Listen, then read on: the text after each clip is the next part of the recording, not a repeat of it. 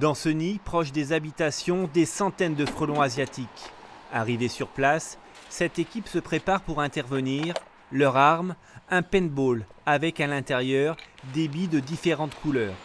On a les billes bleues et les billes noires qui vont être faites pour détruire le nid. Et les billes qu'on voit vertes et oranges, elles, ça va être par contre de l'insecticide. Et c'est celles-là qui vont servir à exterminer les frelons. Un rapide repérage pour trouver le meilleur emplacement. Non, tu peux l'attaquer par ici ou par là. Et le tireur se met en place.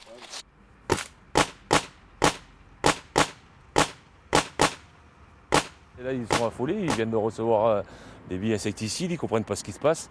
Donc là, ils s'affolent, mais ils se répandent le produit. On va laisser se calmer un petit peu et on y retourne dans 2 minutes.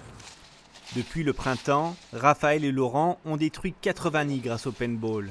Une arme qui permet d'atteindre des cibles parfois installées à 40 mètres de hauteur et surtout d'agir en toute sécurité. Ils ne vont pas nous attaquer parce qu'ils n'ont pas compris vraiment d'où ça venait, mais toujours prendre des précautions, oui, il y a danger de mort quand même. Hein.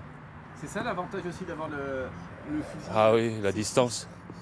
On travaille à distance, donc on n'a pas à s'approcher du nid, donc on se met en sécurité.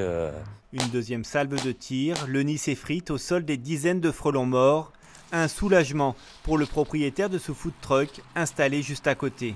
Il reste quelques frelons qui volent, mais ils vont se prendre du produit en rentrant au nid. Ça me rassure quand même, oui, parce qu'en septembre, on avait quand même pas mal de frelons, je ne savais pas d'où ils venaient. Et puis, bon, ça rend un petit peu malaisé les gens quand ils mangent. Une destruction qui permettra de limiter la prolifération de cet insecte. Un seul nid donne naissance l'année suivante à des dizaines de nouvelles colonies.